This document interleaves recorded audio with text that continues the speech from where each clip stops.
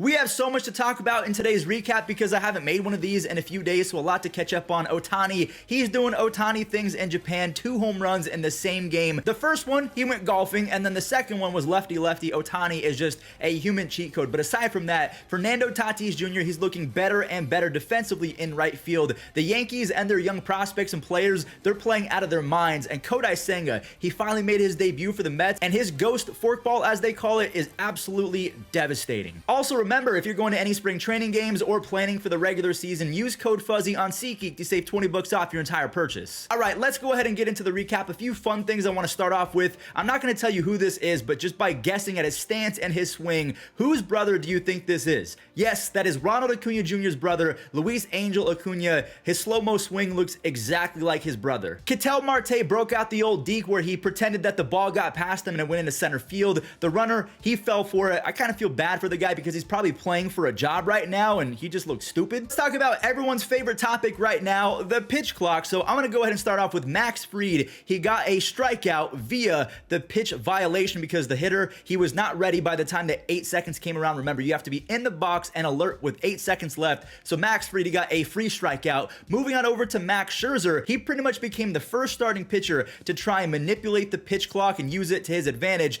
The only thing is it worked one time and then it didn't work another time where there was a pitch violation. So I'm sure a lot of guys around the league are going to try and figure out a way to really use pitch clock to their advantage. Max Scherzer, he's also calling his own pitches using PitchCom. So yeah, Max, he's way ahead of the game after hating on PitchCom all last year. And then this final one, I do want to show Gene Segura. He got K'd up. So even guys that have been in baseball for quite some time, they're still not used to the pitch clock. But one thing I do want to mention, I went to the Reds-A's game yesterday in Las Vegas. There was a big league weekend. There was not a single pitch violation in the entire game. So it is possible. All these guys just have to get into the box. It's really not that hard. From one rule change to another, the shift got banned. Technically, we'll talk about Joey Gallo in just a second because I do want to show Matt Olson. He has been going off. The shift is gone and he's absolutely unlocked his swing. He doesn't have to worry about trying to go the other way. He can just lift baseballs yet again and try and hit it to the right side. Other lefties, I mean, Joey ran into a baseball. I really talk about this because I wanted to show when he faced off against the Red Sox a couple games before, the Red Sox, they brought their left fielder over to right field. And I tried to warn you guys, the shift, it was not banned. It was just restricted. You could have an empty left field and use your left fielder as a secondary right fielder or a secondary second baseman. So there you go. And because we talked about Matt Olson and Joey Gallo, 2 lefties, I do want to mention that lefties are hitting above 300 in spring training now, whether that's because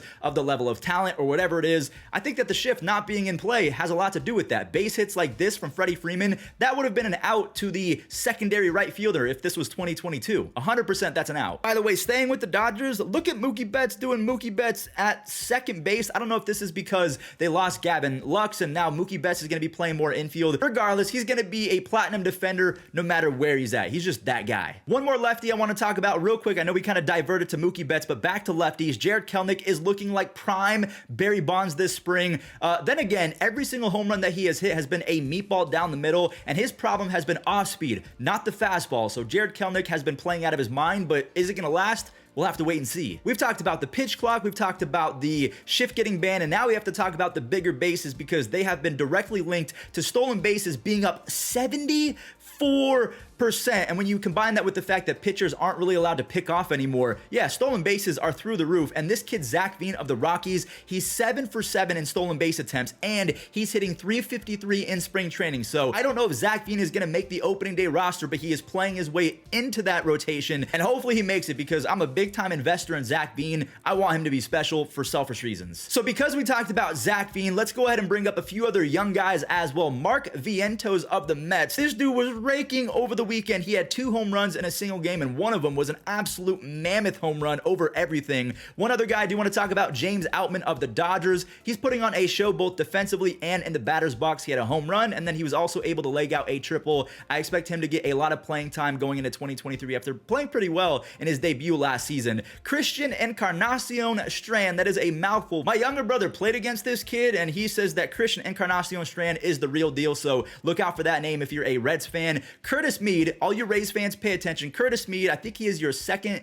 ranked prospect. His swing is looking very pretty. He popped 2 home runs. And Jordan Walker, we've already talked about this guy. Just like we talked about with Zach Veen kind of playing his way, hopefully into an opening day spot. Jordan Walker, if he does not make the opening day roster, something is wrong because he has been the best hitter in spring training. And then one other young player I do want to talk about before we get into the Yankees and Tatis and everything like that. Esteury Ruiz, I keep on botching his first name. I'm just going to say Esteury Ruiz hit a 3-run home run for the A's. I mean, I'm not going to lie. The A's got smacked in the game that I saw yesterday, but they do have some names that I like. JJ Bleday, Esteury Ruiz, Daryl Hernaiz, just they're gonna really suck in 2023. Oswaldo Cabrera has been playing so well in spring training so far, and same with every other young guy for the Yankees. Jason Dominguez, he went yard off of my former club ball baseball teammate, Nolan Kingham. I'm sorry, Nolan, I had to show this off because when the Martian is doing Martian things, you gotta let the viewers watch. But I'm telling you guys right now, if the Yankees get their head out of their you-know-what, and they have Anthony Volpe as their shortstop, Oswaldo Cabrera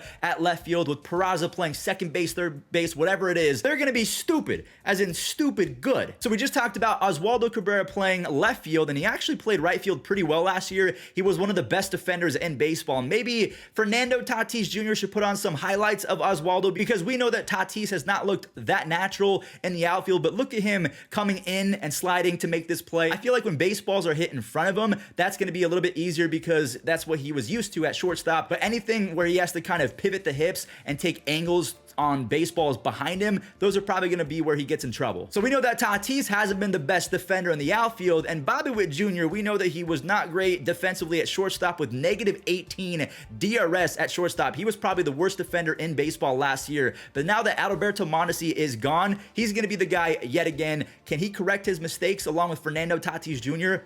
I don't know. Justin Verlander and Kodai Senga, they made their debuts for the Mets, their brand new team. JV, of course, he's JV. He looked pretty good. And then Kodai Senga, I really wanted to see his ghost forkball in person, and I just wanted to see highlights of it and kind of slow it down. And I just wanted to see how it kind of moved through the air, and my God, it did not disappoint. That ghost forkball for Kodai Senga, combine that with the fact that he's throwing 96 to 97 miles an hour. I mean, again, the Mets, they lost out on Jacob deGrom. That sucks. But they got Quintana. He's getting lit up in spring, but they added Jose Quintana. Kodai Senga, he's looking really good. Justin Verlander. The Mets are a better team, even without deGrom. Real quick, I want to show a former man, also a former Mets killer. So Michael Conforto is the former Met. I believe he had a leadoff home run. I don't know if he's going to be the leadoff hitter going forward in the regular season, but it's nice to see him in that Giants uni and actually playing because we haven't seen it in quite some time. And back in the day, I mean, he was special in the batter's box. And then also Brian Anderson, now that he's on the Brewers, he used to kind of torture Mets fans. I don't know how much playing time Brian Anderson is going to get, but both Michael Conforto and Brian Anderson being back, that's good for baseball. I think that they're pretty good. Don't go anywhere, guys. I'm going to roll the highlights in just a second, but that does it for me. Thank you all so much for watching. Remember, guys, if you're going to any baseball games, use code Fuzzy on SeatGeek to save yourself 20 bucks off